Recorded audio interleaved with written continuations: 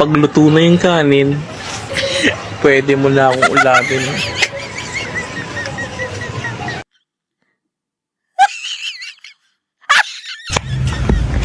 Gumising na naman na gwapo.